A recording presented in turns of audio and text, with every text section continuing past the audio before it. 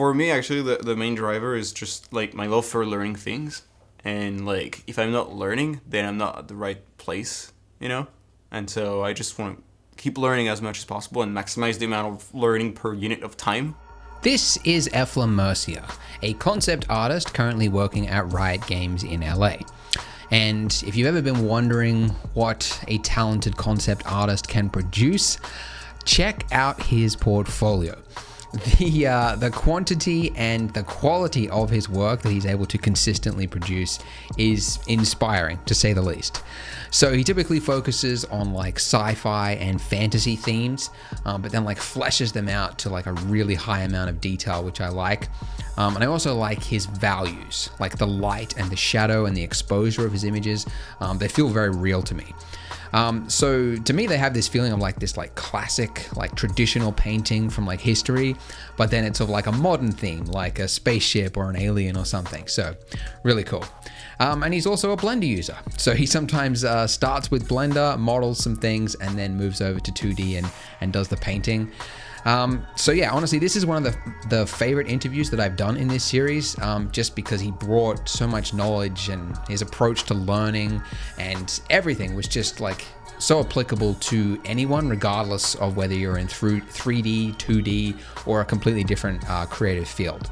So a few topics that you might like in this interview that we talk about, his recommended books and movies for anyone interested in learning more about light and color, how he got his job at Riot for those wanting to get into the industry, why the bar within the concept art industry is constantly increasing, but the niches within the concept industry which are currently in demand but are yet unfulfilled. So if you're looking to get into concept art, you might want to pay attention to that bit, as well as his unique methodology and approach to learning and how it's actually similar to machine learning. So it's an interesting topic we get towards the end. So yeah, again, I would say to anyone who is like going like, is concept art, I don't know if this is going to be interesting.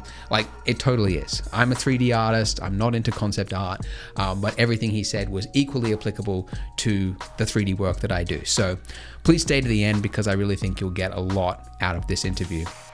Before we get started though, a quick shout out to our sister company Polygon for sponsoring this episode. Polygon is the texture library for 3D artists who want photorealism.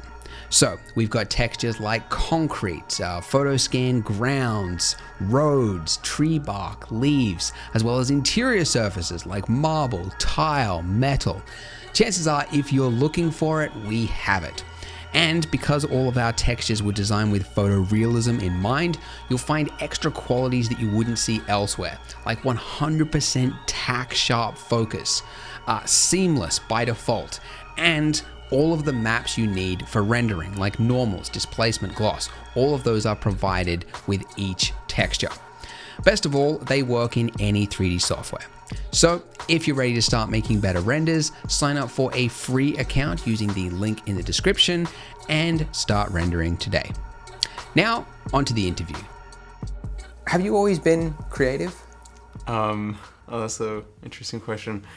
You said it was going to be hard questions. So there are pictures of me drawing before I was walking. So on all fours, like just drawing the thing like this. So I was always interested in drawing because I hated everything else.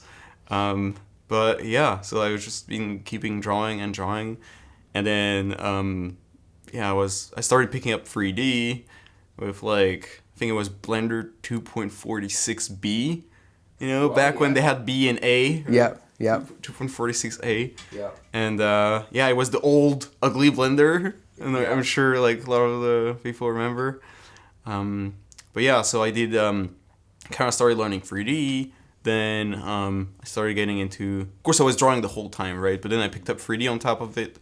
Then I started picking up VFX on top of it. And my dream thing was like, I really wanted to do match moving.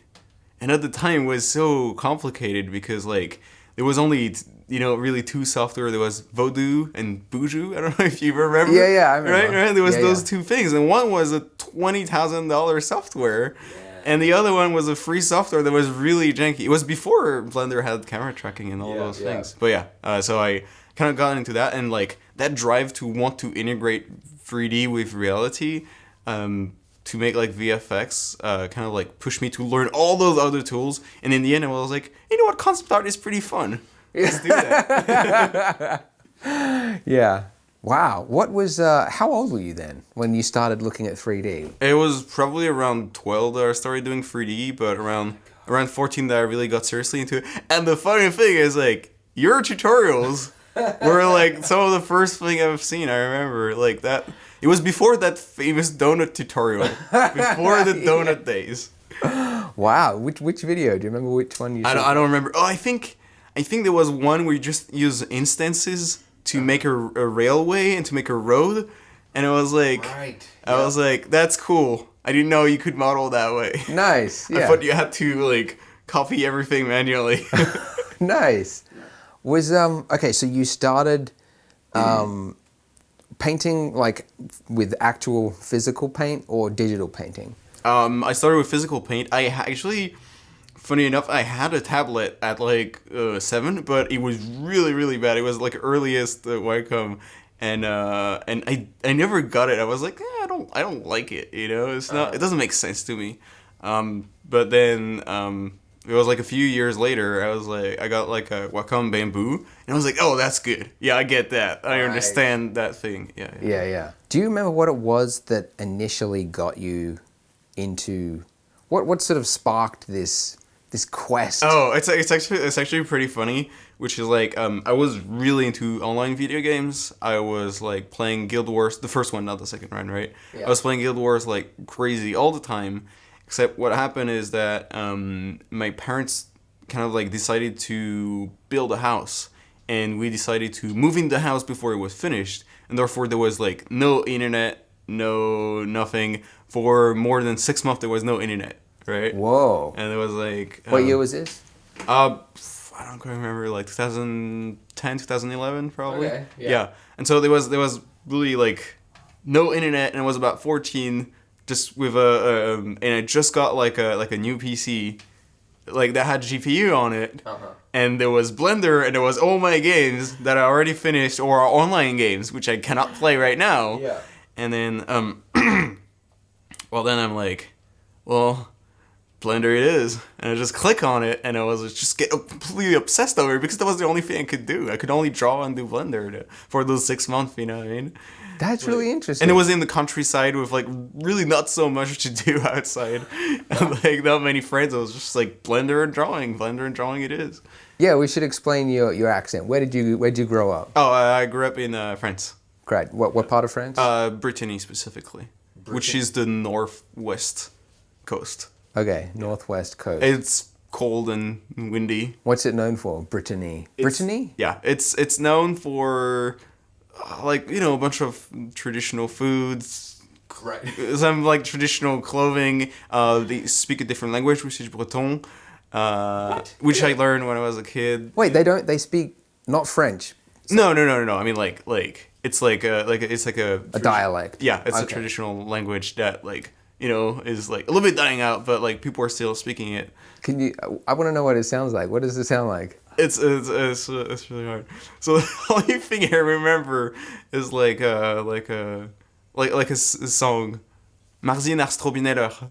Oh. It sounds very much more of like Z's and, you know. Oh, right. Yeah. That's so. I've never heard of I that. only remember stuff that is for like 5-year-olds because that's like when I learned it. Right. Gotcha. Cool, but it's not known for art or anything like that. It's just a countryside French town. Well, it's really beautiful, but it's mostly known for the climate, which is like cold, very cold and windy. Yeah. Right. Okay, that's interesting. That it was the fact that you didn't have internet, that by necessity you sort of had to. There make was something. no other way. There was like I finished all the books, I finished all the things. There was the only media I could consume is the one I created. Wow. I wonder how many other people like. It sounds like a brutal way to encourage. Practice. And the interesting thing is that like when internet came back up, never played a game again. Oh really? Yeah. So you just kept creating. Yeah. That's fascinating. So I went from playing games to like, oh, I can't play games anymore. Gotta create games, and I was like, oh, creating games it is now. That's so interesting. It's like because a lot of people have said that like for example, I got a program on my computer which kills the internet. Oh yeah. right? Because I Yeah. can't trust myself. Yeah. In fact, sometimes I kill the internet and then without even thinking, open up the internet and try to go to Reddit, and then it says like page cut, and I'm like, oh yeah, I killed it like 1 second ago. Yeah. So it's such a like a memory thing.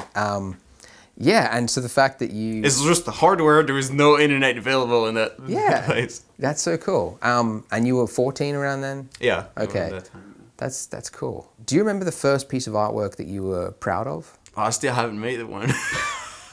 Oh, come on. That's really well. Like usually, like I'm proud of my artwork for about 24 hours. Okay. That's around that time. And then you start getting critical. Yeah. I think the longest it's like I was like proud of it for like 6 months, maybe 1 year. Wow. And then I look back at it and I was like, I really gotta make new artwork. If that's my best, I really gotta make new things now. Wow. Yeah. That's it sounds like you've got like a really high bar, right? Yeah. What would you attribute that to?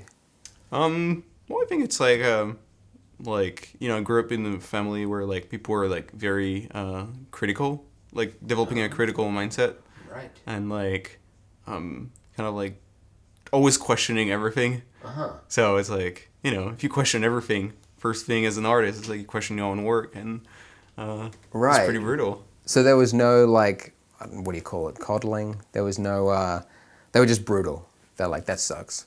Not quite, but like, it's kind of like they were always trying to push for like a critical thinking.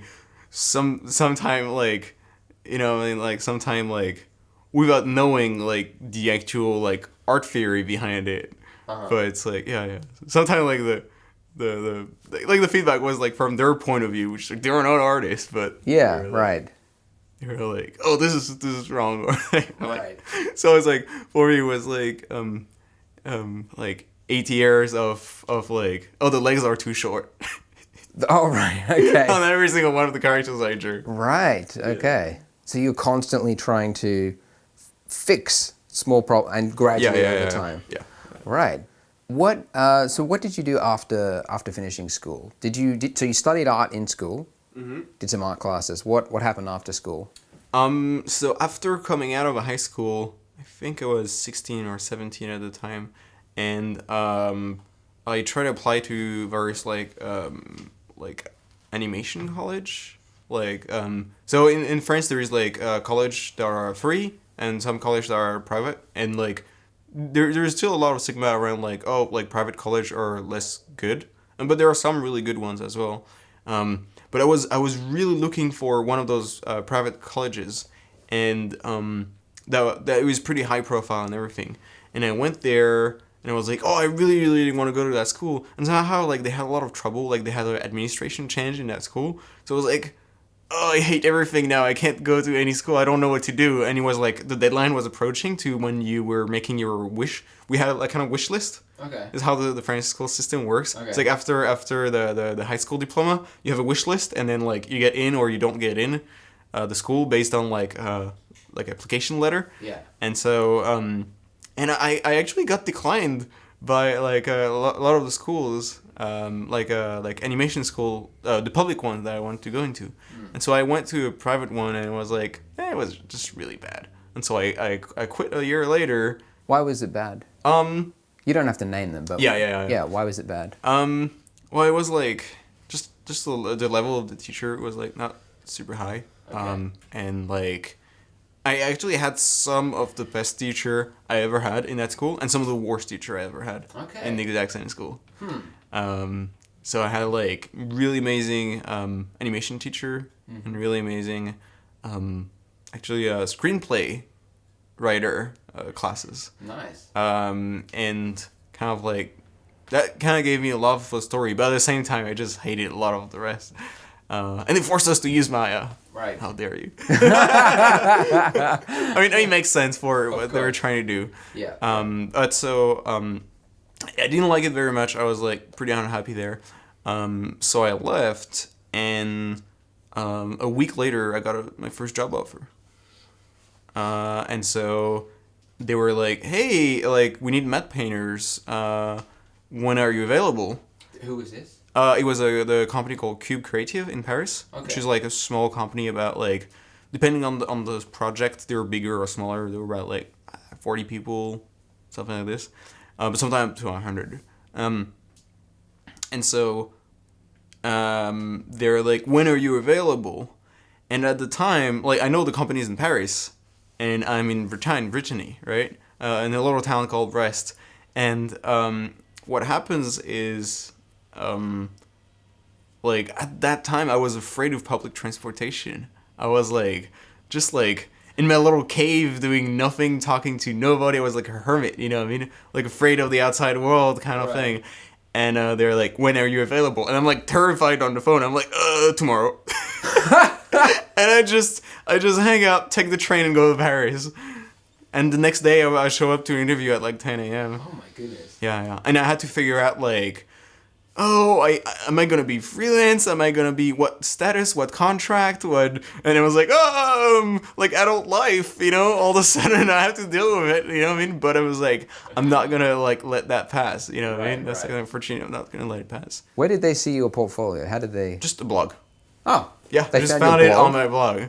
Right. I am still amazed as to how that guy found me. Right. Were you posting on forums? No, just my blog.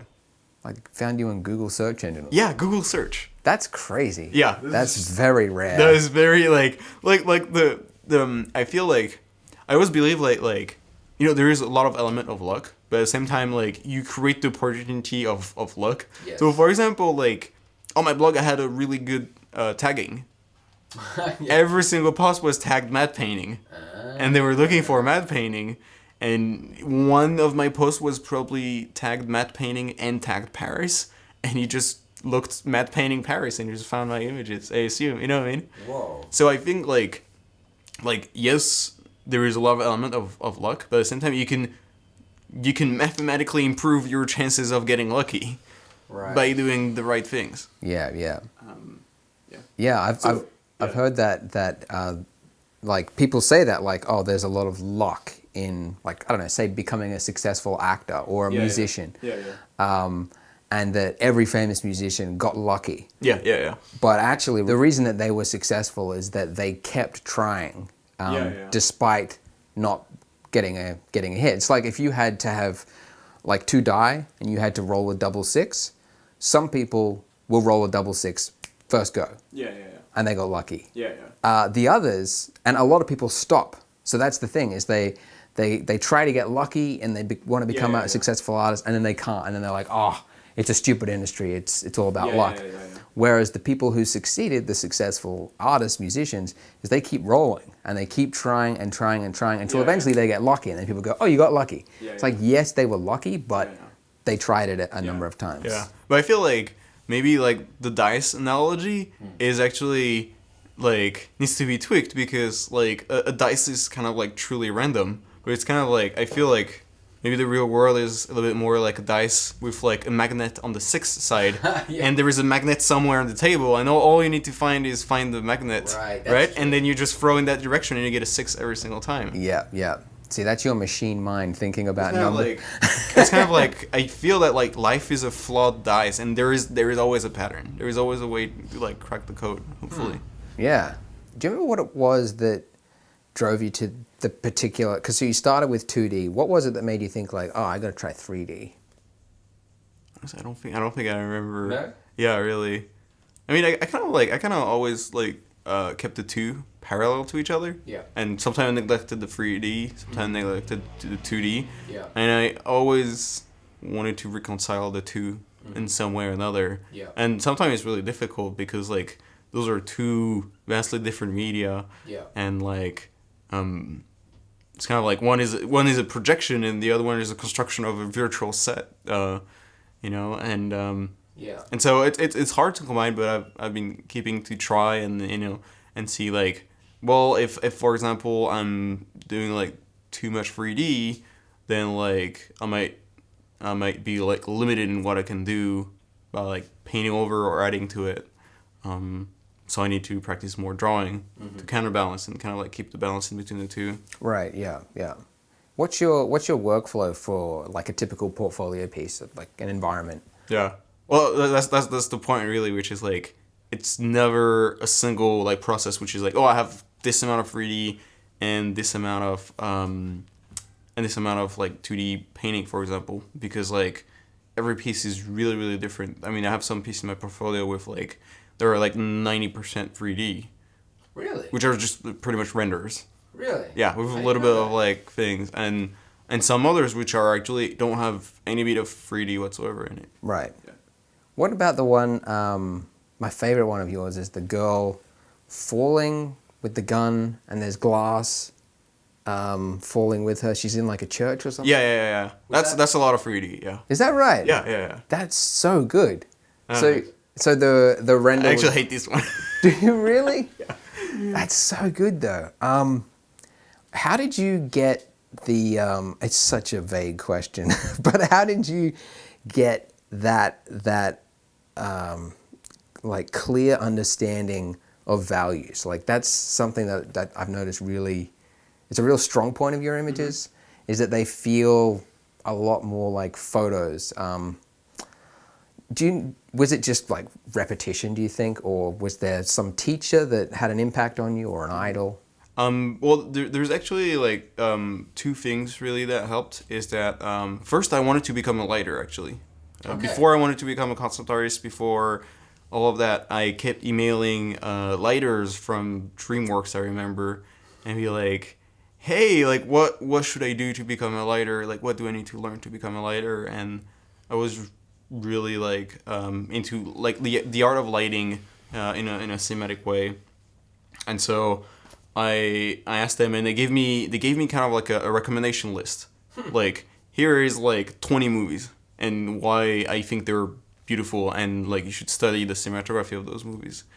And I watched all those films and I was like, wow, I did not know movies before. Like, you know what I mean? I did not understand movies before watching those. And after this, like, it gave me really like a love for movies and cinematography. Yeah. And so from that point on, I started watching a lot of like videos of like real world lighting, on set lighting. Right, like behind the like scenes. DP, yeah, like director of photography type things. And so they were explaining like, you know, a little bit like those cameras that are around right now, or like oh, what is an ARRI, you know what I mean, light, and like Fresnel and stuff like this, and like diffusion of the light, and like all of the kind of like physical processes of how people manipulate light in the real world so that it's more appealing. And therefore it gave me the idea like, oh, that's right, people don't just shoot what's in there, it's all artificial light. And so and that's why like in the recommendation list that this lighter gave me, there was the recommendation to watch the movie Barry Lyndon from Stanley Kubrick. And this is one of the rare movies which has natural lighting, which is, for example, if you have a candlelight scene in any movie, the light is not coming from the candlelight. But in that specific movie, they had special lens that capture a lot more light, and so they could be able to capture the light coming from the actual candles, right? But so those are all kinds of like... What was the name of the movie? Barry Lyndon. Barry Lyndon? Yeah, it's a period movie. Okay. And what does that mean? What's up? What does a period movie mean? Oh, like it's from like 17th century, 18th century, something like this. A movie? Yeah. From like the 1800s? No, it's like a period movie. Oh, sorry, I get you. Gotcha. Yeah, right, I'm an idiot. Go ahead. But anyway, so like kind of like learning how people control and manipulate light, and why do they make those type of choice for the image to read better, is actually very similar to the way painters manipulate reality with a value structure, right? To structure the value of their painting. So there was both the cinematography approach, but then there was a second thing, which was a book called the Color Correction Handbook by Alexis von Hurkman. Okay. I think something like this. And Color Correction Handbook. Yeah. This book is really interesting because, well, while the book from or like the DVDs from director of photography were concerning with like hardware that changes the qualities of the light and the direction of it, this was about software that changes the and kind of like decision making that changes the quality of the picture and the color and the relationship between the different tones, and how does that affect story, right? Whoa. And So and- like a color grading? Was yeah, it? a color grading handbook basically. Okay. And he was explaining like why, like what is like color temperature and what does it mean, like human color perception, color memory, which is like, for example, like if you think about sand or a banana, like people remember that color very differently than the real color of the object. So like if you actually have sand in your movie, I think like they probably like bump up the saturation pretty often because people expect it, right? It's gonna look more natural to the people if it's unnatural colored. Right. Like sand, like on a beach. Yeah, sand on the beach. Right, it's It needs to actually be more yellow for people to accept it as natural, even though it's not. That's fascinating. And so there's a lot of like those things with like grass and skin tones that kind of like fall into like a sort of like acceptable range that people feel is weird if the skin is a little bit greener or a little bit like more purple than this. Right. Which is pretty weird, like linked to human psychology. Yeah. And there was this, and there was also like linked to story, and the guy was really like showing a lot of examples of like, hey, I can make this scene feel happy, or this scene feel sad, or this scene can be confusing. I don't know what's going on if it's graded a certain way or the other way. Right. And you know, there is also that famous saying where it's like, oh, if it's purple, someone's gonna die. I've never heard that. Oh, it's something in film which is like, if there's a purple element or the overall scene is a little bit more purple, like someone's gonna get assassinated in that movie. Really? Like right in that scene. Yeah, I don't know. It's like a human psychology thing. Is that right, AJ? No? He says I no. think I've read the book and I know Yeah, what you're talking about. Yeah. I don't know how true it is though. Yeah. I don't. Right. But every time I see something purple now, I'm like, Yeah. which are they gonna kill any character right now? I feel anxious on my seat. I'm like, what's gonna happen next? You know? Yeah. Yeah. Right. I don't know how true that is. Right. Okay. Because purple, all I know about purple is used a lot in Breaking Bad. Like, did you watch it? No, but a lot of people die, right? Yeah. That sounds like a fascinating book. I'll have to check that out. Wow. Okay. So it was this.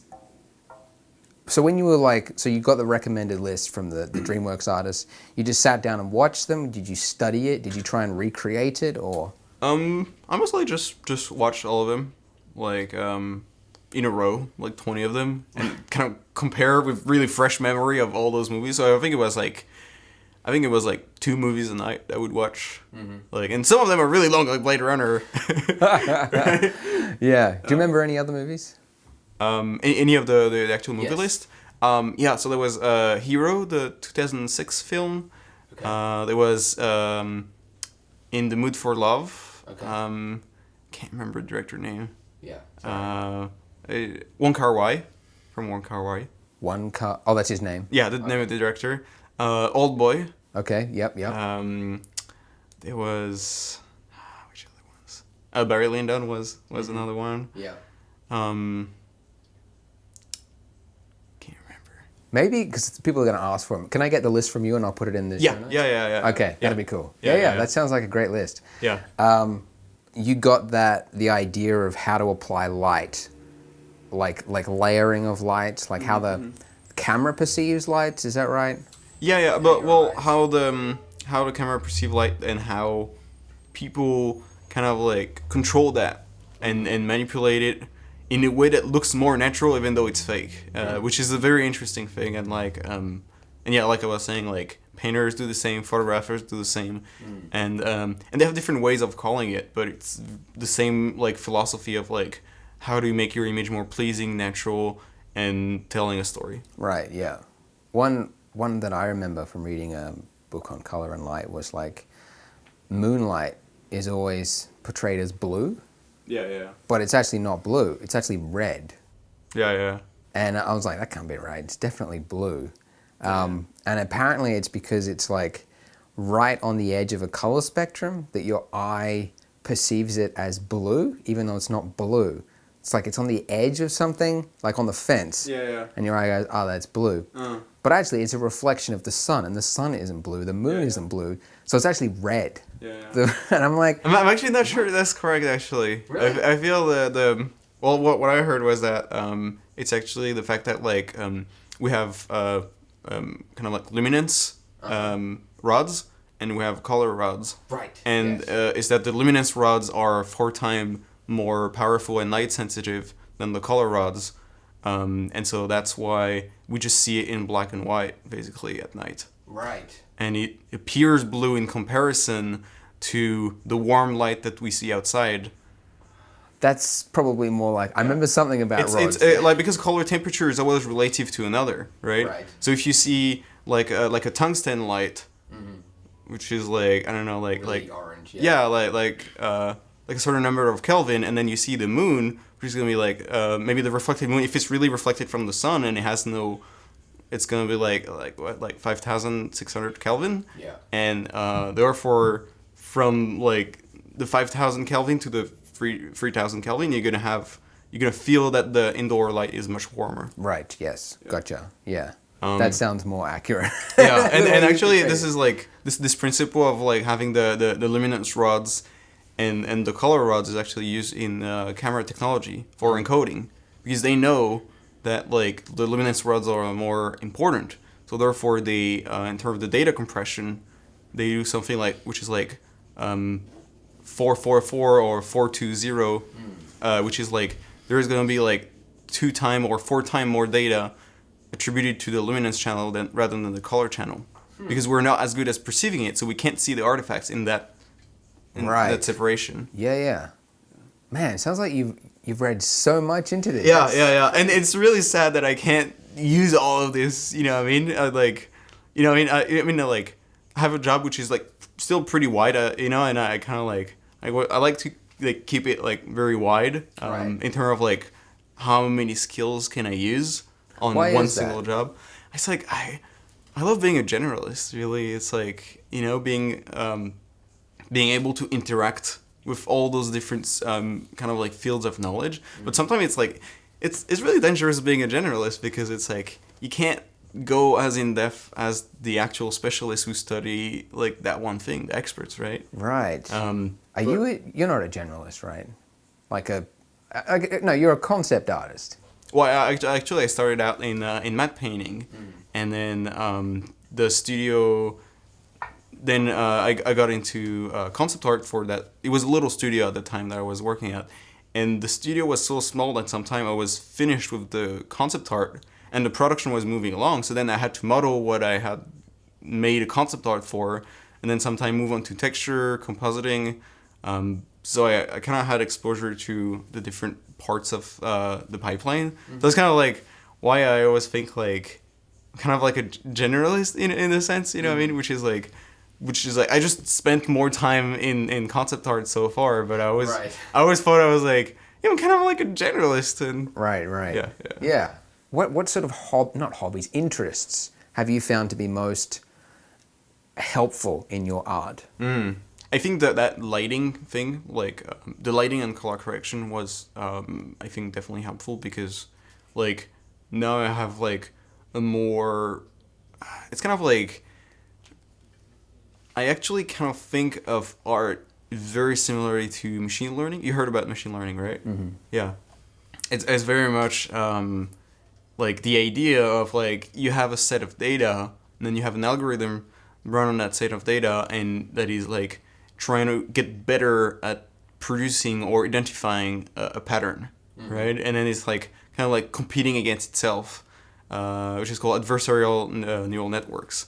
And basically, when I think about, for example, like the practice of drawing, it's a little bit the same way, which is like, for example, if you would draw from a model or draw from a photograph, you kind of like, you look at the thing, you try to reconstruct it from your kind of like, from your understanding of like volume and perspective and all those things.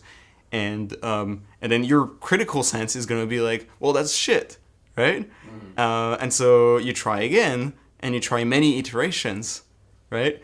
And then you get better at drawing. Right. But the interesting thing is that once you're good at drawing, it is extremely fast, and it does not require a lot of processing power, which is exactly the same way that like machine learning works.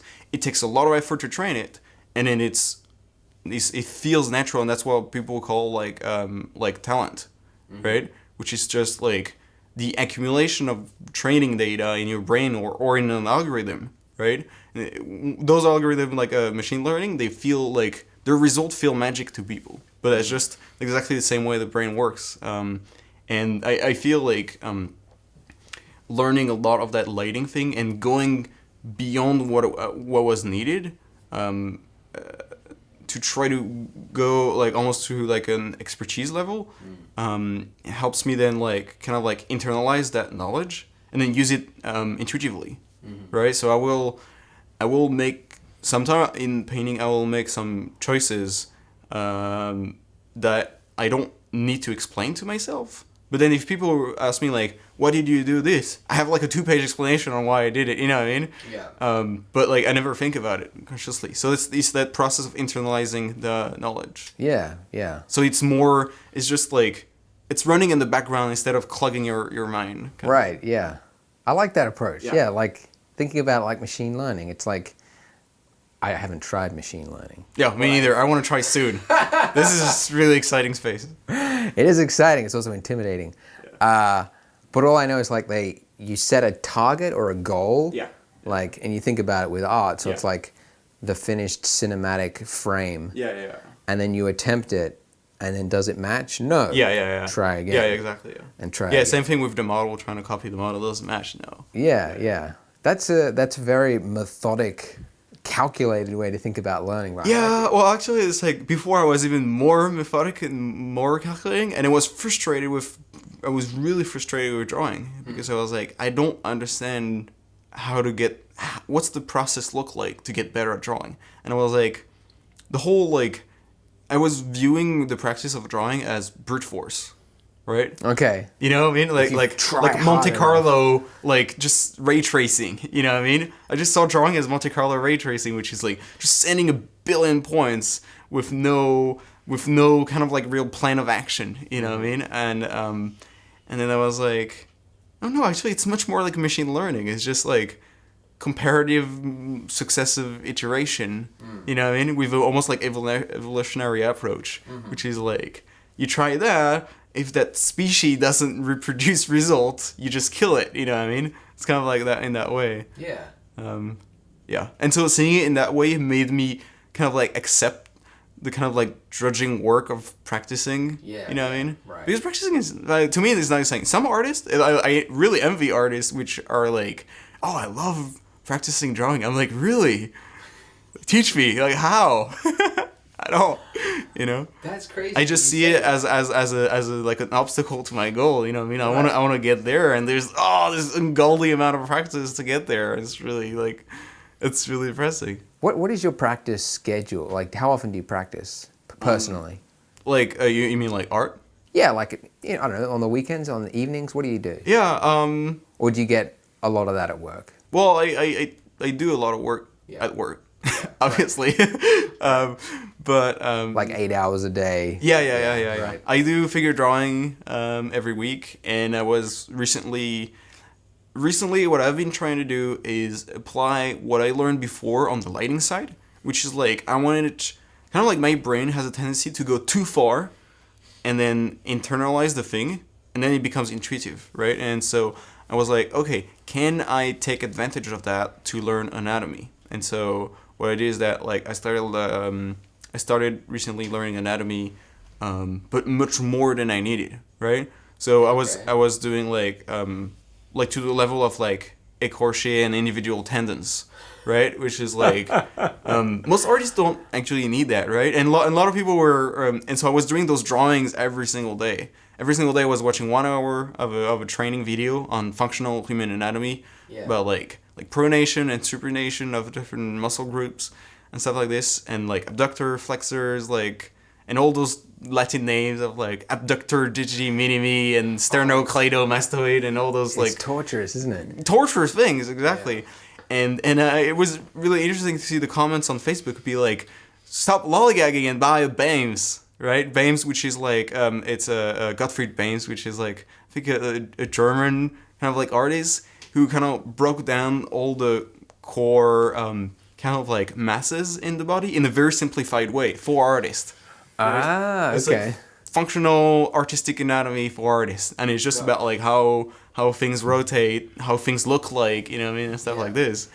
And I was like, I think that's a valid point, but that's not what I'm trying to do right now. I'm trying to go too far and then bring it back, because that's how I work, you know. Wow. That's so fascinating that you say that, yet you said you don't enjoy practicing. Yeah.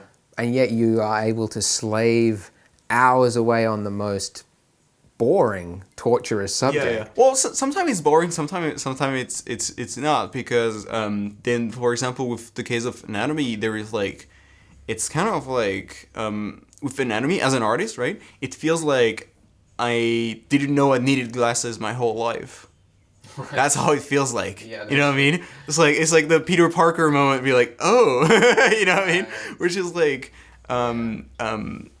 yeah, there's this thing where like I just couldn't see all the muscle groups before, and now if I look at a person, it's really weird. I just see a bunch of muscle right now. You know what I mean? It might go away. Are you seeing my skeleton face? Yeah, I'm like seeing all the skeleton structures and how things move, and I think like I'm probably gonna obsess over it for like maybe like up to 2 years, and hopefully I should be able to internalize it, and then hopefully moving forward in the future, all that thing is going to be in my brain and subconscious, right? So I'm not going to have to think about it.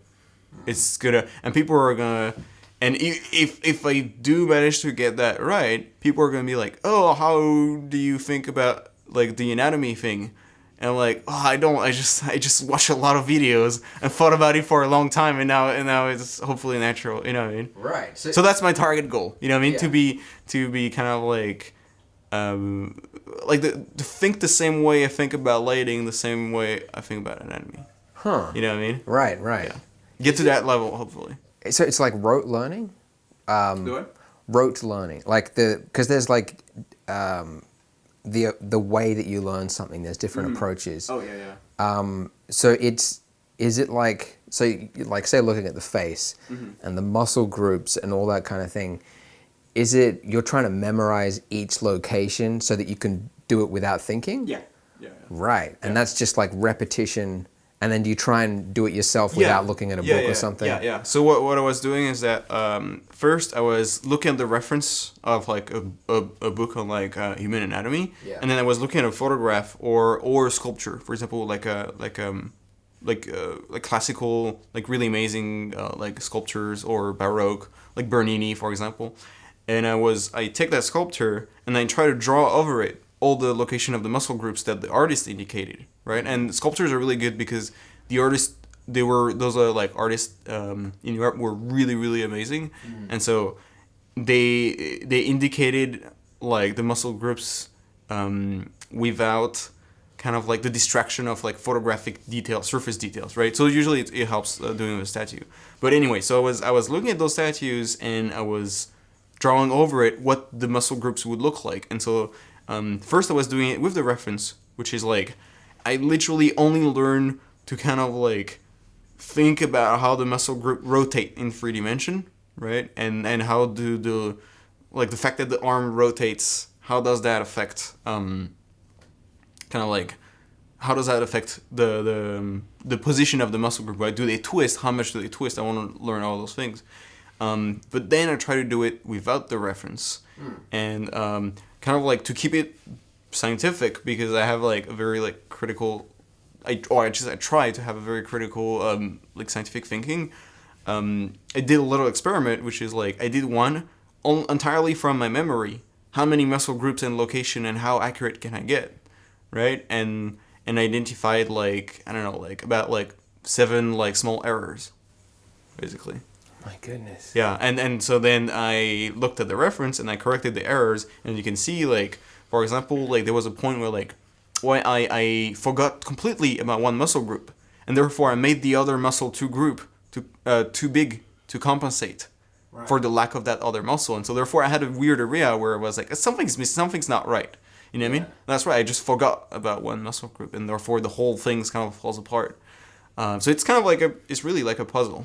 And like the instructor in the video was saying, like about the anatomy lecture, was saying like, well, it's a very complicated puzzle, but if you do it like once or twice, like, and you get it right, you will internalize that knowledge. Wow. Yeah. What related to anatomy? Is there any video courses or books you recommend? Yeah, I really recommend the course Artistic Anatomy by Scott Eaton. Oh, Yeah. I watched his head one. Yeah, okay. I have not watched the head one yet. I want to Okay. go to the head one. Yeah. Yeah. Yeah, very, very dense. Very super dense. Yeah, and hard to focus on. Yeah. Very, like, 1 hour a day, it's enough. Yeah. Yeah. But it's very good. Yes, of course. And that, I totally agree with the analogy of the... The glasses. Yeah, like you can see that also in art. Like somebody who doesn't know anatomy, it's very clear. Yeah. It's just it's a mess. Really, it's a mess. Whereas someone who gets it, Yeah. and I don't think people understand why that one looks so much better than that one. Yeah. But it's subconscious and they know it, you know? Yeah, exactly. They don't know the reason why, but they feel it. You know what I mean? They're Exactly. like, subconsciously, they're like, ugh, like, this is bad. You know, there's like a knee-jerk reaction to things. Yeah, and they're focused on like, oh, why is the nose too big? Or, you know, it's like, there's more to it. So yeah, if anyone listening is trying to get into characters, anatomy, that's Yeah. where it's at. Yeah. I waited for a very long time before getting into it because it just sounded so daunting. And, you know, with those Latin names, like sternocleidomastoid, come on, you know? I wish there was a simplified, like... I mean, there is, but it's like, I wanted to go too far and bring it back. Right. Gee, can you tell the story of how you found yourself to be working at Riot Games? Well, so the story goes as, so there is a festival for concept artists and VFX and game artists called Trojan Horse Was a Unicorn, THU, right? It's a very weird name. It happened in Portugal, and so I went there, I think 3 years, but it's the second year. There was like a lot of companies recruiting. I brought my portfolio, and there was all those companies, and I show, you know, I mean, I show various companies my work, and some of them were like, oh, that's great, or oh, that doesn't fit what we were looking for, etc., etc. And then there's this company called Riot Games, and I'm like, well, I know they're gamey stylized, so like my work like doesn't really apply. And so I approached a recruiter and was like, hey, I know like my work has like almost nothing to do with what you guys do, but I would still be interested in hearing your feedback about my work. And they were like, oh, don't worry, like we're doing a lot of things right now. I'm like, I don't know what that means. But he gives me great feedback, and then and he's like, hey, why don't you talk to the art director? And so the art director was actually in the same festival, and so he looked at my portfolio, and he had a different set of feedback that was applied to a different team than the feedback the recruiter gave me. And so I went home, I made a list, literally, I just made a list of all this feedback, and it was like, you know, like a checklist, right? And so I go home, and for like the next 4 months, I was just like, well, okay, he said I need to like sketch more design before putting them in a scene, right? So a lot of people do like scene paintings. And I was like, well, you should probably design your thing and then put it in the scene rather than trying to design it directly in the scene, right? Which is like very difficult because you're also dealing with materials, lighting, and storytelling, and you can't really think of design, right? So it's kind of like sometimes it's good to like design and then putting in the scene. So I looked at all this checklist and tried to apply it one by one. I was like, okay, let's do this. Let's do more of that. And I think the recruiter just saw my stuff on Facebook, and he was like, wow, he's actually going down the list and flying every single one of them. So you should have an informal chat with the art director and the senior concept artist there. And he was like, informal chat, which was totally a Skype interview. Basically, they tricked me. But yeah, and so that's kind of like how it happened. Huh. Yes, I want to talk about feedback. So you now obviously have a lot of contacts in the industry, and people that you can approach for feedback. What did you do early on to get feedback when you were a nobody? You know. Well, I'm still a nobody, but what I did was like I always emailed professionals, right? And but actually, like when I did email professionals, because I knew that their time was limited, I usually did not ask really for feedback about my portfolio. I asked them about feedback on my approach of my learning plan, I'm like, here's my learning plan. Does that make sense? And they're like, oh, yeah, it makes sense. Or they're like, actually, you should watch this film, look this course, do this thing, etc., etc. And so I just course correct in that way. Yeah. Do you have a goal you're working towards? Like, what is it that's driving this? For me, actually, the main driver is just like my love for learning things. And like, if I'm not learning, then I'm not at the right place, you know? And so I just want to keep learning as much as possible and maximize the amount of learning per unit of time, you know? Right. It's kind of like, because it's exciting and it's beneficial long term. So there's like nothing better than this, right? It doesn't get better. Yeah. And it's kind of like, it's the only thing that gets more valuable after time, you know what I mean? As long as you're not learning something that will get deprecated soon, like, it can only gain value after time passes. Yeah. And I feel that, like, there's a lot of other things in life that, like, kind of, like, fade away, but learning really, like, matters to me, and I think maybe matters to other people. It should. Yeah. It should, but most people don't. Yeah, but for me, I view learning as, like once I have food, I want to learn, you know? I don't even care if I have shelter. I just want to learn things and like experiments, try stuff, like understand how the world works. Was that something your parents encouraged? Yeah, I think it's like I was saying earlier, like the kind of like encouraging the critical mindset.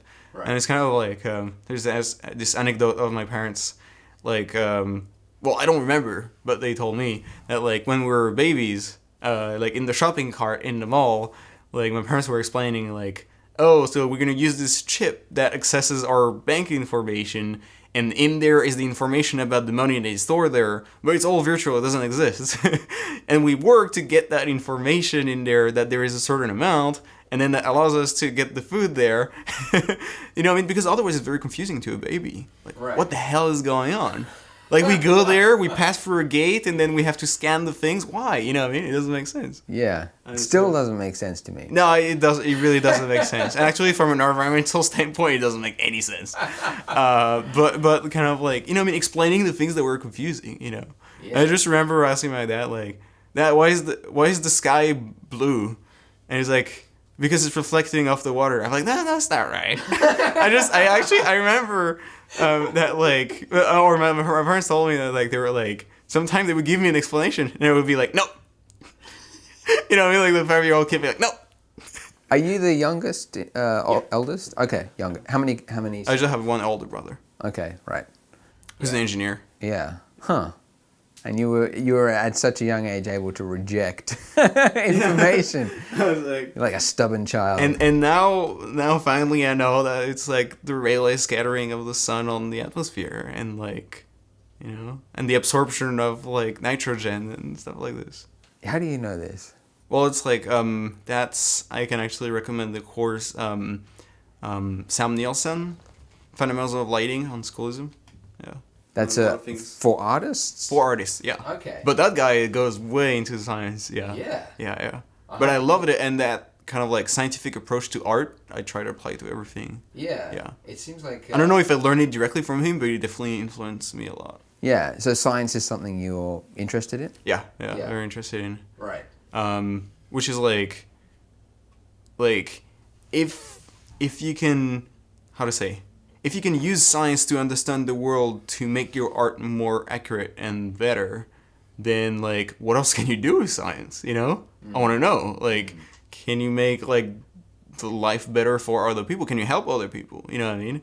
Because art is kind of like you know, or like entertainment, you know what I mean? But what else can you do? And it's the same for science, you know what I mean? Right now I'm using science for art, but what if I use art for science? So what if I use science for science? You know what I mean? Like, what kind of combination can be done? And like, to me, it's really interesting. So, yeah, so I've been trying to pick up a lot of other things like learning data analysis, statistics, a little bit of at least the theory of machine learning, artificial intelligence, a lot of those things, and a lot of physics as well. Yeah. Yeah, but I want to see where can, like, you know, very much like the same way where like I learned 3D and I learned 2D and I want to combine the two. Now I'm learning a lot of science and still practicing art, and saying like, well, is there a way I can combine the two? You know what I mean? Right. Yeah. Like making scientific visualization. I don't know. Maybe like like, or just simply using like the artistic approach to solve science problem. Would that help? I don't know. Yeah. You know what I mean? I want to find out. Yeah. Right. Right. Yeah. That's so fascinating. And now that you say it, there was the most torturous tutorial I ever made was on PBR materials. Because I had to understand Oh yeah. what happens to light when it hits an object. Yeah. And it very quickly got scientific, and I was not ready for Yeah. it.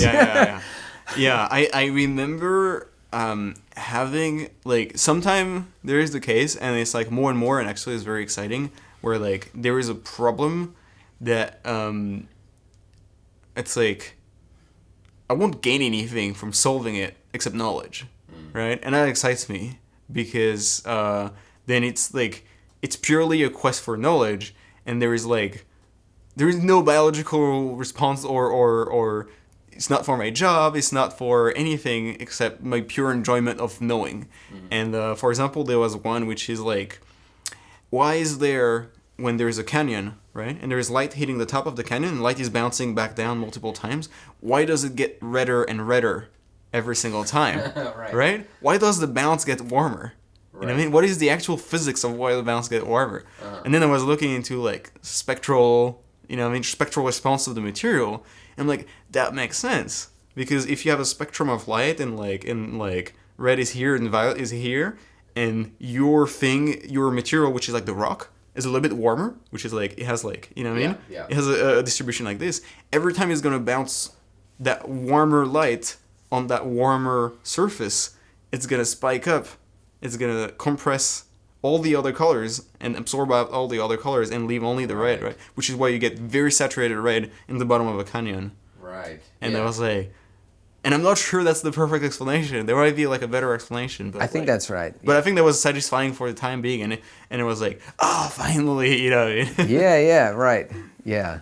I know the feeling like kind of this. that Pavlovian response from like the enjoyment of like finally like cracking like, how does science translate into visual type of problem? Right, yeah. So that's why, like, when people would say, like, oh, like, shadows are cooler, I'm like, what do you mean? It's way too simplistic, you know what I mean? It doesn't mean anything, you know? And sometimes a lot of it's recycled. Yeah, it's recycled because people hear about it, and then they're like, oh, yeah, like, the sky is blue. Well, the sky is blue, it depends. You know? If, like, with the polarization angle of the Rayleigh scattering at sunset, it's very orange one side and very blue the other side. Yeah. It's the bluest it can ever be because of polarization. Yeah. And or like stuff like this. Or sometimes it happens where like recently there was a lot of fire in California, and I saw a cloud and the sky and the sun was red, right? The sun was red, and I'm like, oh, that's my scattering. There has to be fire. And people were like, what do you mean? It's sunset. It's red. And I was like, no, it's like 1 hour early to be that red. Like right now, like there is some medium that intercepting between us and the sun that is modifying the spectrum of that thing. Whoa, which is actually the molecules of that dark like smoke. Yeah. Right? Right. We're absorbing the blue and reflecting you know what I mean? Right? They were transmitting. Okay. They were transmitting much more red than they were transmitting blue, which was making the sun like very intense red, even though it was not quite sunset. Right. And I looked it up. I just came home and I looked it up and I was like, yeah, there's a fire. So you obviously work now with a lot of really established artists. Is there anything different that you've noticed in the mindset between a working professional artist and people that can't find work? I think like there's very various types of people like in the office in general, in the studio in general. There is like you have all kinds of different profile. Like there's like the artist that never shows his work to anyone, but he's amazing. You know what I mean? And you can't find him online, but he's actually better than a lot of other people that are very well known. Yeah. And yet he's still found work. You know what I mean? Just because he's that good. Yeah. You know what I mean? Because there are other people who are like very much like perfectionist. You know what I mean? Who would be like, I want to spend month and month and month on like that painting, and I want to release it only when it's perfect. You know what I mean? and and there are other people who are more very proactive to the community and then drawing all the time, posting every single day. And there are some people who just never post anything. So it's hard to find a very clear difference, between the two. But I think it's just that the kind of work ethic, I think, is probably one, which is the professional artist kind of knows what the bar is, and kind of the amateur artist maybe knows where the bar is, but is still has a way to go to hit that bar, or just doesn't know at all about the bar, right? About what is the quality bar of a professional artist nowadays. And there's a lot of misconception as well, and it's it's actually very difficult nowadays, as I think as an up and coming artist, to understand what is concept art, for example, because and I'm the main offender. My portfolio is kind of half concept art, half illustration, and but yet I'm a concept artist, right? So it's kind of confusing for people, what I mean? And sometimes I tag it concept art, what I mean? Because you have to put it in a category, and maybe it's kind of... What's the difference? Illustration or concept? It's hard to say. It's hard to say, and it's very confusing for people, which is the basic idea is that concept art is kind of you have something that doesn't exist, and you come up with the design of what that thing looks like. Okay. Right? If that's a flying car, you kind of want to know what character is going to fly that flying car, what is the purpose of the flying car in the story that needs to be this or that shape, or evoke this or that, or have kind of shape language that remind you of a bowl, what I mean, so it looks more aggressive, doesn't need to go fast, etc. There's all those sets of technical constraints on what this vehicle needs to do for the story, and it could be a vehicle, a prop, a character, anything, an environment. And this is a very specific job. And this is concept art. But where the line really blurs is that there is something called keyframe concept art, right? And those are actually concept art trying to put all the things that have been designed by concept artists beforehand, putting all those things together in one scene, and painting it really beautifully as an illustration to show it to producers. Oh. To I guess get the movie greenlit, or get the game greenlit, or give the entire team hey, this is what we're making. This is the target goal. The game needs to look like this. You know what I mean? The very confusing thing comes when these pieces can be used as promotional pieces, right? Then they're not really in a production thing. They're not really part of the production. They're a promotional piece, and they release that, and they call it concept art. And it becomes very confusing because it's right. Some other people, there's a great artist called Jamie Jones, and for example, he's very primarily more an illustrator than a concept artist. He's an amazing illustrator. And so, for example, he was I think doing something for Bungie, so he made an illustration for Bungie. But they might have called it concept art, even though it was clearly an amazing illustration. But they might have called it concept art. It's totally not, And so I think for beginners, it must be really frustrating and very confusing to find the line of what is concept art and what is illustration. For me, I think about it simplifying it. Concept art is not a product. The product is the final movie or game that is going to be made. And illustration is a product in and of itself. Oh yeah, that's a good way to define it. You know what I mean? That makes sense to me. You're selling an illustration, and that's why actually illustration you can put a price on it. Concept art you have to go with their rate, right? Because it doesn't make sense that the client asks you design me a vehicle. It's if it's the DeLorean or if it's something else, it can be As 6 long as months it needs to, or 1 day Yeah. or 10 years. You don't know. You know what I mean? Yeah, right. Yeah. That makes sense. So Okay. I think that's the how I would explain it. But of course, other people would explain it in different ways, which makes it very confusing. And I'm probably confusing other people, but I try to help. Yeah. Do you think is the concept art industry very competitive? Is it harder to be a concept artist than say a 3D artist? It's actually very counterintuitive in the way I would think, and I might be wrong, but I would think that there is actually a ceiling that no matter how many people work in the industry or not, if you're not that good, you're not gonna get the job because you're just gonna waste people's time. You know what I mean?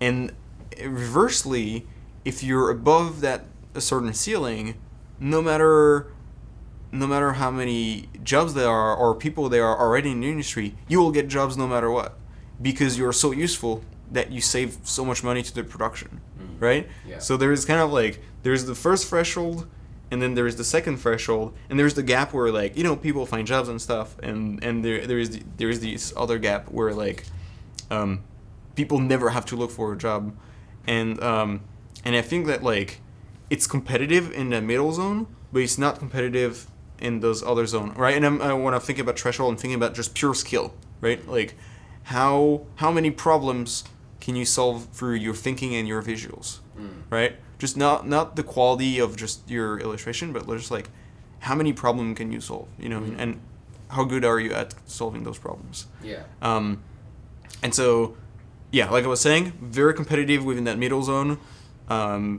Like also very competitive within that like bottom zone, because there's no jobs, right? So it's gonna be like very low wage. But like as soon as you hit a certain skill ceiling, all those things go away. The problem is, and what I think is giving that impression of competitiveness, is that the ceiling is increasing. The ceiling is increasing every single year to a crazy amount. Like the standard of work? Yeah, the standard of work is increasing dramatically. Because, like, every time we start hearing about a new artist who we never heard about before, and he's amazing, and just, like, blows everyone, and everyone is like, oh, now it's, like, one more guy on the list of, like, the 1,000 amazing artists that I heard about, you know what I mean? Yeah. It's, like, one more guy that makes me feel bad about my own work. Right, yeah. But, like... and every time one of those guys show up, every time one of those persons show up, like, this just shows everyone, like, how it's done. Like, the other day I found, like, one artist, and, like, her work was amazing, and, like, before, I thought, like, well, you know, like, for example, there's Ian McKegg, he's a artist, like, drawing, he does a lot of drawing, and, he's really good, so I felt like, oh, he's, like, my top guy for drawing, you know, when I think about drawing, like, he's the bar. You know what I mean? But no, there was this other person I had never heard about, you know what I mean? And it was like, wow. Right. Like, and just the bar keeps increasing every time you discover new artists or new people come into the scene. And, like, I feel like sometimes it worries me a little bit, because I'm like, well, I had to sacrifice a lot of things to get where I am. Like, you know what I mean? In high school, I was not, like, partying a lot. I was, like, very focused on my work, like, a little bit crazy, you know? And I'm thinking, like how much sacrifice is it gonna take to get to that bar, like, relatively quickly in the future, right? And what does that do to people in terms of, like, unhealthy, right? Because getting to that bar might be unhealthy if the bar is, like, 10 times higher, right? Yeah. Right now I feel below the bar. You know what I mean? Really? Yeah, I feel just in the middle zone, because, like, things are increasing, like, extremely fast, and people are getting really, really good. I think that's why working at a studio is, they're at another level to everyone else, because they're around other artists which they can see are clearly better. Yeah. Whereas, like, example, in the Blender community, a lot of people hang out with Blender people, and a lot of those people are beginners. Yeah. And so they feel as though they're quite good. Yeah. When actually the industry is. Yeah. And it's a little bit the same. I would actually compare it to 3D, right? Advanced in CGI, which is like, well, the characters are getting more realistic, everything. But the main difference between this and the increasing of the quality bar in concept art is that in concept art, the tools don't get much better, right? In 3D, like, everything gets automated, like, you know, like, camera tracking is not manual really anymore, you know what I mean? Right. It's like, there was a lot of very manual thing, like, I mean, like, I don't know the exact history of camera tracking, but I'm pretty sure that at one point you had to track each point manually, and make sure the tracker was following through for each point, and like 600 of them to get a tracking solution. And now all of this is like, just click automate track, you know what I mean? And just like do some quality control at the end, you know what I mean, to make sure the track is okay. Yeah. For your reconstruction of your scene. And yeah, like, those tools are getting better, but for art, it's like, you could still do the same in gouache. You know what I mean? Gouache? It's in gouache, which is a painting medium, or oil painting. You know what I mean? Right. Like the Photoshop is not significant. It's not order of magnitude better than oil painting. You know what I mean? In terms of like how fast you can get to a painting result. It's all in your head, right? And that's the very difficult thing, which is like in 3D, like you externalize a lot of the things. And as the demand get higher, the tools get better. In concept art, it's like it's still all in your brain, and like you can use 3D tools, but it's not going to help the thinking. It's going to help the picture, right? It's going to help more realistic, better lighting, everything, but it's not going to help your ideas. I was going to ask about this actually. Where do you think? Because yeah, like as you mentioned, there's a lot of jobs which are being made redundant for 3D art. Yeah. And that's something that a lot of the world is worried about. Yeah. Well, the automation, right? Exactly, automation. Do you foresee in the next 5 to 10 years anything in concept art? I like that question. That's the question I was waiting for. Yes, very much so. And it's also like a part of like the worries about the bars and the qualities is like, I think that what's gonna happen very likely is that we're gonna have some sort of machine learning application as part of the workflow. It's gonna start in 3D, and then the concept art are gonna adapt it from the 3D realm. Where, for example, like machine learning is starting to be applied, for example, in rendering, where like you give it, instead of rendering with 1,000 samples, say like in Blender, right, which like gets refined with less and less noise every time, you could give the application like 1,000 sample and a 10 sample and compare the difference between the two and learn the difference. So therefore, next time you give it a 10 sample and it outputs you 1,000 sample render, right? And NVIDIA, they just did it. Really? Yeah, they just did it with iRay, like a couple months ago. Whoa. They completely did it. It's just real time, like 100 sample, no noise. I'm like, whatever, you know what? Like, this is game over, you know what I mean? For rendering. That's crazy. Yeah. And this is the next really, really big thing. I had no idea that's what that was. Yeah. Okay. That's what's going on right now, and that's going to be the next big thing. Whoa. And what about digital art? Painting. Painting is more difficult, of course, to machine learn. You know what I mean? Because this is not less mathematical. But I foresee you could have the sense, and a lot of people are like, well, machines are never going to replace creativity. And I'm like, no, that's not what I'm saying. What I'm just saying is that it's going to be part of your toolkit. That like there's going to be a machine that you direct to do things for you. So, for example, I imagine a case where you would design a character, you would paint it, and do all the things that you usually do. Except then, what you would do is that you would take that character design and tell the computer to generate variation based on keywords. And because now machines have semantic understanding, you could be like, give me a scale of this character looking more aggressive. You know what I mean? Make that character look more smart. Give me a scale of different options. Yeah. You know what I mean? And then it starts generating 1,000 options. Then it reduces to 100.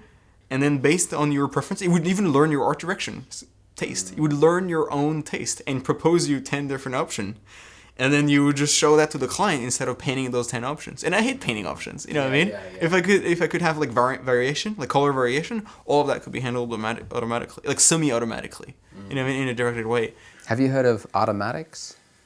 Automatics? Automatics, yeah. This would be based on some of the same principles, yeah. Yeah, they had this similar idea. It was like you've been crafted the job of like making a vampire girl, right? Yeah. And so you get the face of the actor and a face of a vampire, you put them together, and then it fuses it, and then not only that, it does infinite mutations, variations, like one with big ears, one with bigger fangs, and you just click until you find exactly the direction. And it learns. That's a concept artist's job. Yeah. That's something that could be out. And I can give like a lot of other examples. For example, there's a lot of concept artists who they take a photo and they try to do a study with like, and they usually focus on kind of like the values or the colors or the brushwork, right? Try to have really like an elaborate brushwork.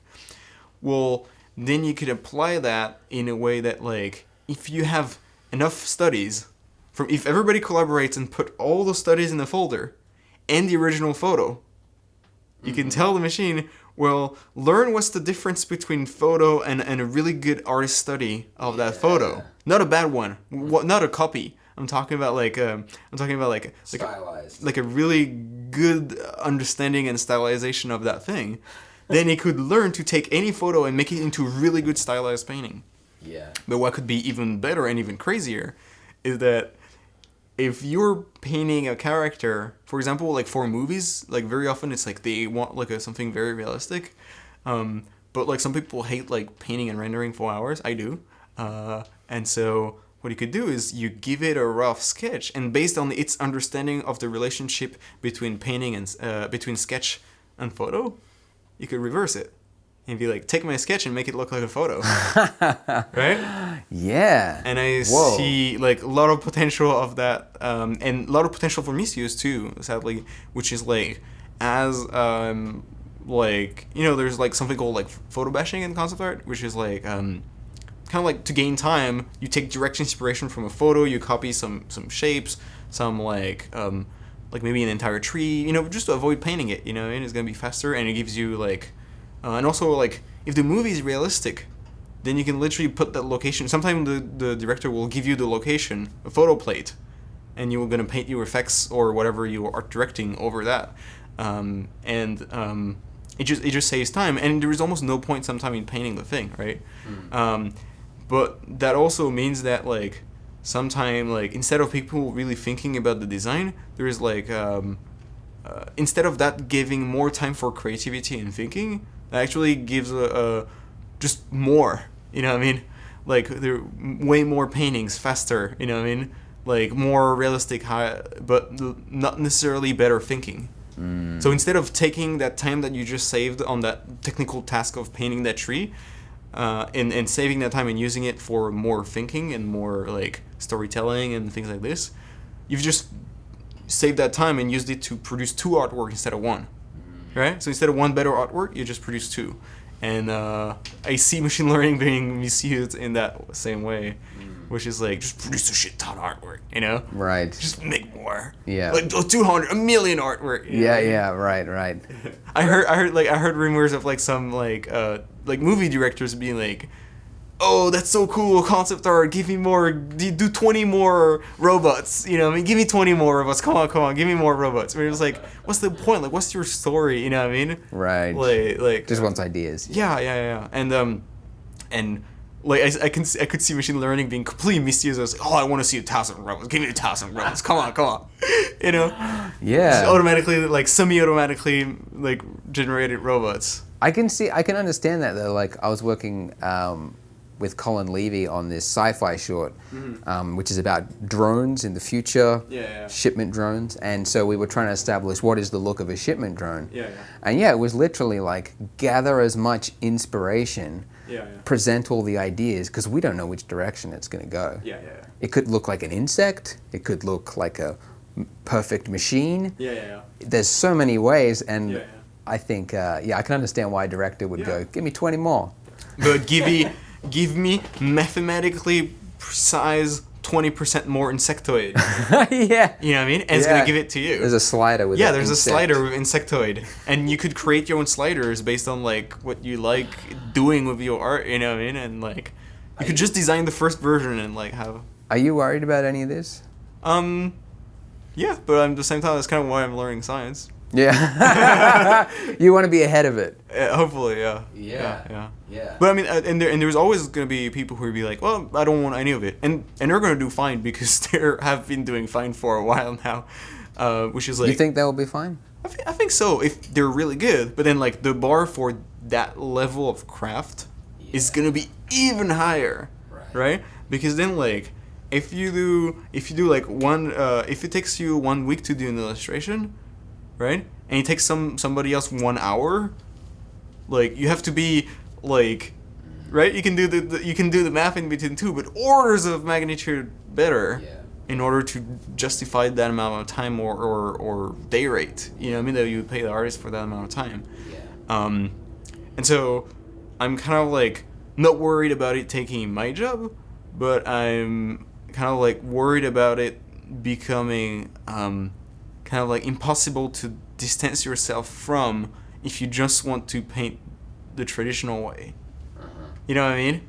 Yeah. Which is like I think nowadays it would be kind of hard to like draw entirely traditional art all the time. You know what I mean? For example, at the studio, I do about like 30% of actually drawing on paper and like or like with markers and stuff like this, and it would be impossible to go 100%. It would make no sense to go 100% for me. But I'm worried about kind of like machine learning becoming our Photoshop, and then, you know what I mean, and not being able to use anything else because like that's the Right. that became the standard, and there's almost no other way. There's no way to escape it type of thing. But I mean I kind of like, for me it's like it's like it's exciting. I kind of like embrace it, but Yeah, you can't really yeah. like put up a fight. Yeah, exactly. It's the like putting up a fight against machine learning would be like a farmer refusing the tractor. You know what I mean? It's just it's kind of physics. You know what I mean? Yeah. Like there is no Like a way. Luddite, isn't that from France? The term Luddite, Luddite? was the people that would go around with metal poles and smash up machinery on farms. Oh, interesting. Yeah, I know the word. I did not know the exact meaning of it. Yeah. Yeah. I heard that came from France. Could be Okay. totally wrong. Okay. Yeah. Could be. Yeah. But yeah. Yeah. So I think like the good thing. Okay. So the good thing is there is no economic incentive to do that to concept art, right? Because it's not like we're a significant portion of the budget of whatever movie or game. It's like we're like compared to like engineering and programming and like and making all the assets, we're kind of peanuts, you know. And so there is a lot of incentive to apply those machine learning ideas to engineering and making assets and like quality control and a lot of other areas which are a lot more mathematical by nature and much more expensive. So therefore, there's kind of like a priority list of which one are going to be improved first. You know what I mean? And concept art is way down the bottom because it's the hardest to automate and the least profitable to automate. So it's like whatever, it's going to be last. That said, it's probably going to happen at some point, even if it's just the case of like, well, I kind of want to improve my process and like automate something that I find boring, so I'm gonna write my own machine learning algorithm and try to do that. You know what I mean? If that's possible, Yeah. like if there is a way I can do it, I might do it for fun. And then like, well, what if I release that software open source? I think there's a potential for, the more I think about it, for there to be like a lot less jobs. Yeah. Like, Yeah. if you could take all the artworks of history, Rembrandt, Picasso, whatever, all the different styles, feed them into a machine. You've essentially stolen their their essence. Yeah. And then it's like, make me a skyscraper in the style of Efflam Mercier, and then it's like They wouldn't look very good compared to the Rembrandt.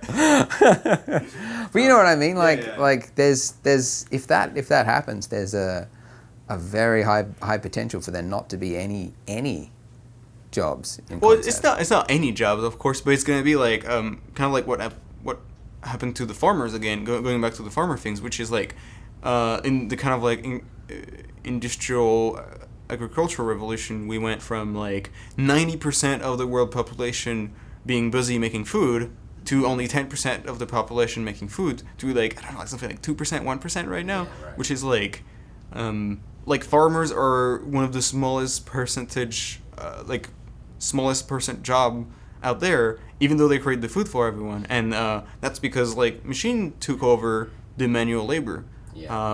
And so then we had the need for kind of like office jobs, right? So that created a need for education to people go do those office jobs.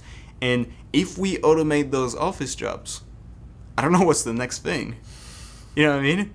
When we get to the point where we automate those office jobs, like thinking jobs, like, you know, like more like scientific research, engineering, and philosophy, I guess. You know what I mean? It's hard to imagine what kind of society would look like when all those jobs are automated.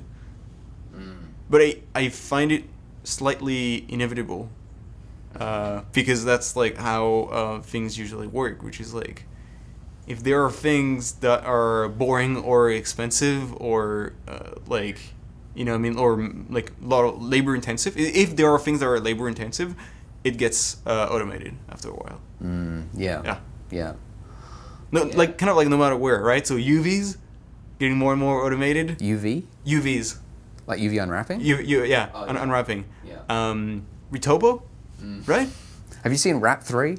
No, The not software? yet. Not yet. You take like a scanned mesh. Yeah. It's all noisy and you give it a retopo. Yeah, and base it mesh. wraps. Yeah, I heard about it. Yeah. Yeah, it's pretty insane. Yeah. And you can make a list for yourself for even no matter what job you have. You make a list. What is the most labor intensive thing that my employee pays for, even though it's not adding a lot of value, right? Go down that list. You know exactly what's going to be automated the first thing, which is why doctors, primary care physician doctors, I feel would actually be the most affected by automation, right? Because it's like, if most of the people come to see a doctor and be like, oh, I have the flu, you know, it's standard thing, you know, and just sign the paperwork and give me the medicine for the flu, you know what I mean?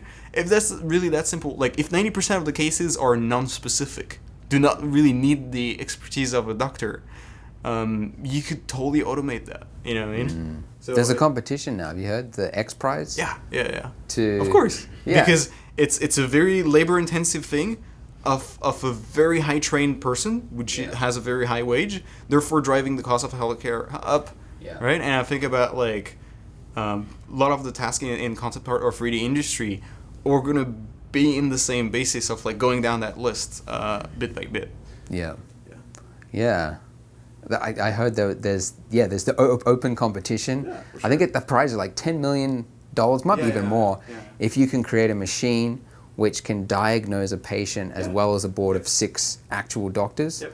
And then that can be used in the developing world. But that's like to cure the world almost. Yeah, exactly. And that's like and of course, as in concept art, it's not gonna be like, oh, there's not gonna be any doctors. No, of course there's gonna be doctors. It's just like, for example, right now we need more doctors, but there's not so we're just gonna have the app handle the outflow, or we're gonna have doctors be more focused on the patient, which the case do not match any record. You know what I mean? So the app is gonna be like, well, this is one of those 1% case, like, and then you actually have a board of 6 doctors trying to help you, right? And you would have more help for a specific problem, like orphan disease type things. Like you would have much more help for that.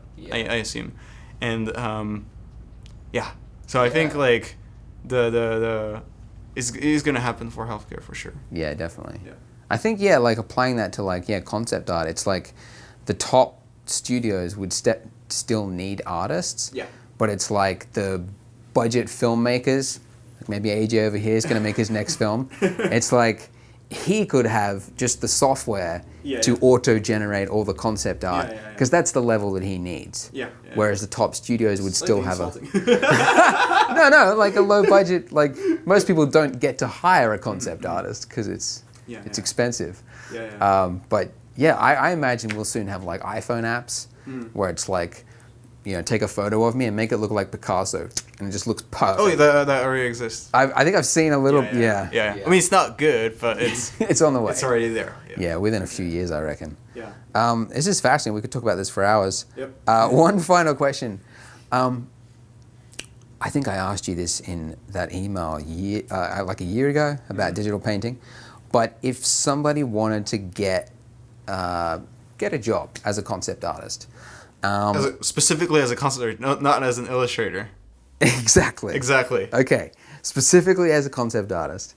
And let's say they finished school, they got a basic art knowledge, and they've got a whole year, and they want to be able to spend that year developing their skills to become a concept artist so that they can get a job at the end of it. At the end of that 1 year? At the end of that 1 year. That would be a little bit short. It would be short, but that would be a little bit short. Let's apply compressed learning. What would their training regime look like? Their training regime. What would you map out? What would be the level of that person art-wise beforehand? Okay, that's a good point.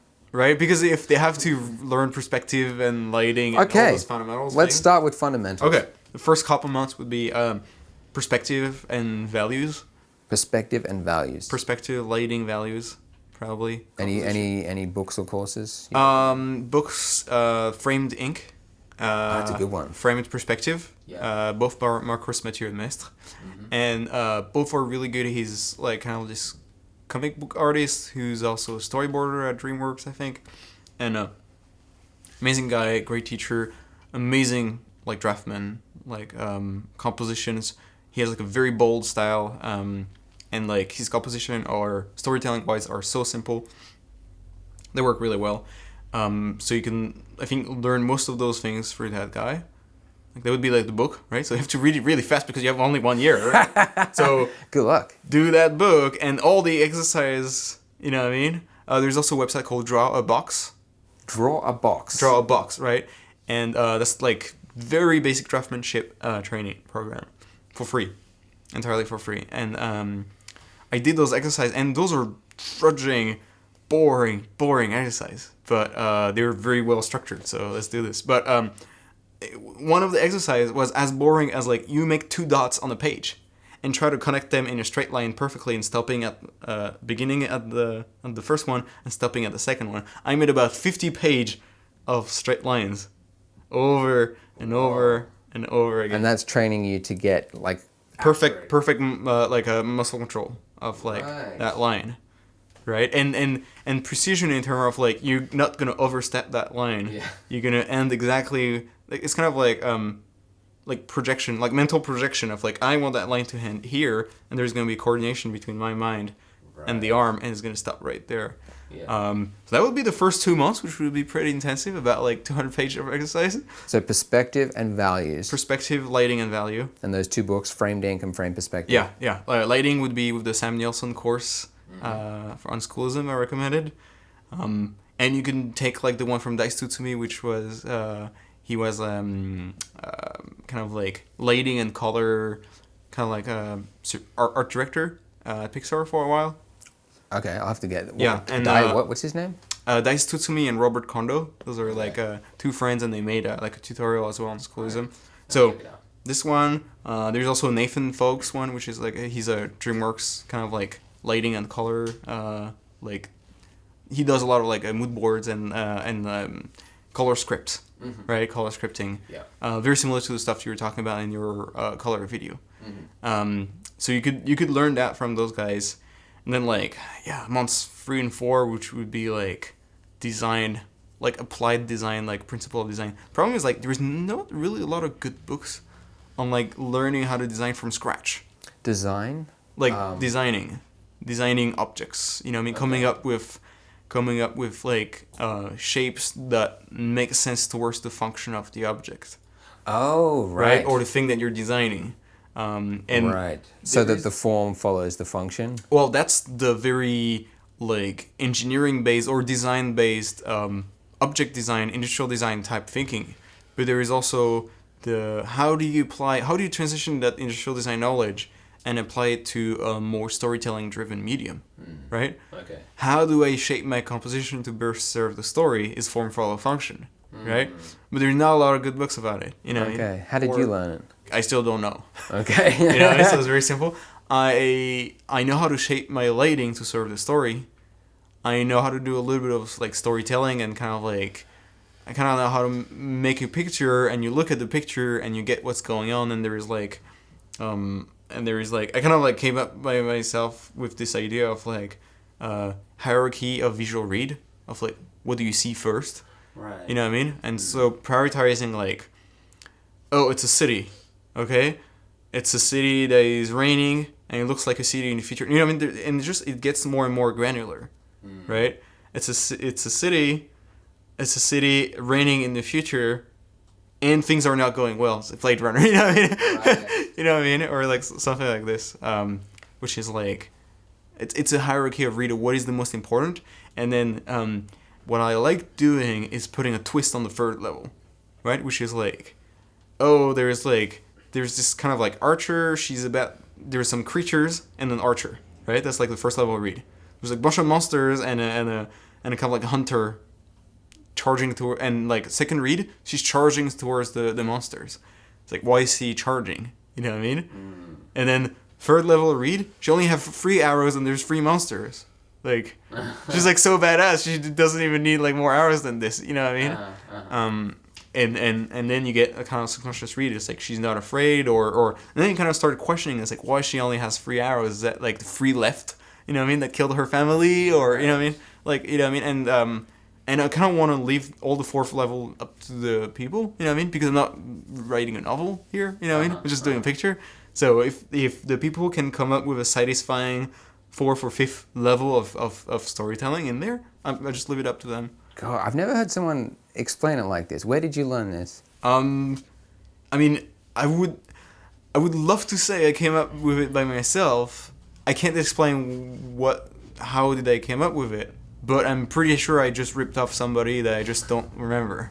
You know what I mean? Yeah, right. Which is like nothing is really new. You know what I mean? Everything's a remix, so it's like that idea is probably like, you know, I mean, like somewhere in the screenplay classes that I had like a while ago. Mixed with like, you know, another book on storytelling, mixed with a book on the composition, maybe like from Framed Ink, you know, and just rip that guy off, you know? Right. Yeah. Great. Yeah. Okay. Can't explain where it's from, won't claim it as original. Great. Yeah, that would definitely fill up their year. And how would you recommend they get feedback? Yeah, so they would probably need to create a portfolio. And the biggest recommendation is that, like, don't fall in the trap that I fell into, which is, like, I mean, if their objective is a job. It really depends, right? Because I liked making pictures, and it's never been, like I've never been a fan of, like, designing things on a flat plane, which is actually what most concept art usually should look like, which is, like, it's not an illustration. You're designing various options for solves of that one problem. And you don't need to paint the background. Just put it gray, you know what I mean? If you're designing a bunch of objects or character, don't paint the background, you know what I mean? Oh, so you painted the background?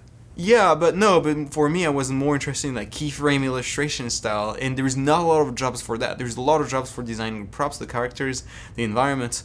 There's not a lot of jobs for designing the props, the character, and the environment all together to pitch to the producer. Oh. You know what I mean? Okay. So there is everybody wants to get into keyframe illustration. There's not a lot of job in that. So the competition, the ceiling level is much higher. The ceiling level for designing objects and stuff is actually pretty low, I would say, in comparison, because every product needs designing the assets that are going to go in the product. Whether it's a film, a board game, doesn't matter, right? TV show, it's always going to have if it's if it doesn't take place in the real world, then somebody needs to draw it. You know what I mean? Somebody needs to come up with all those individual elements. And so the biggest advice I would give is like if the goal is really getting the job, then don't do any keyframe painting. There's way enough people who are specialized in that. Do a lot of props. You know what I mean? Do a lot of environments. So specialize. No, not necessarily specialized, but do things that are actually concept art, primarily concept art. You know what I mean? Like there's jobs available for it, is that what you mean? Yeah. Okay. There's way more people who wants to do keyframe than there are jobs to do keyframe. And there is actually, I would almost say, way more job to design props and characters and vehicles than there are people who are good at designing props, character, and vehicles. So sometimes I almost feel that like companies hire kind of like subpar designers because there's just like not enough. Yeah, there's just like not enough good designers. There is too much people, but there is not enough good people. That's interesting. Yeah. So you would recommend like find a field where there's a job available. There's a need. Yeah. And look at what's like the professional stuff. And the thing is like the reason why there is so much more concept art, keyframe concept art on the internet than there is kind of like production concept art, right? Which is like designing like what does that gun look like for that main character? You know what I mean? Or what does like the attachment holster look like? It's not sexy, the attachment holster. Everybody wants to design the gun, not the attachment holster. Yet there's a guy who has the job of designing the attachment holster, and he might actually be really good or not good at his job. But what I'm saying is that like usually like those people first, they never have to worry about jobs because they do the actual work, and there will always be a need for that work with designing that. Being really good at designing the attachment holster, like you will never have trouble finding a job because there will always be a need, and you're very it's very niche, you know what I mean, designing that thing, and so he will not struggle to find a job, and at the same time, it's also not like necessarily the most sexy stuff, you know what I mean. It's not like the big creature, it's not the big vista shot, right? It's just a holster, and it has a beauty in it if you have the eye to recognize that beauty. But the thing is, like, those kind of things don't pop up online and become very, very popular. Yet to people who are in the field and love concept art, this has a lot of beauty to it. You know what I mean? Because you see the function, you see the thinking, and it's exciting. It's exciting to look at. And hopefully the audience, like, that doesn't take attention to itself, but yet they will feel it's natural and totally flows the story.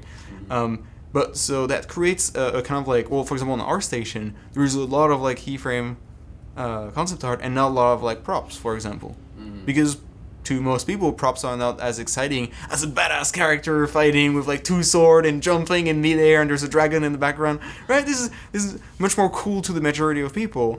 Therefore, it pops up in the trending algorithms, and what happens is that beginners get a skewed perspective of like how much jobs there actually are for those keyframe jobs that everyone is fighting for and the bar is really high, versus like, hey, when designers out there, we don't like, and they keep seeing they keep trying to recruit concept artists and they see only like keyframe/illustration portfolios, and they're like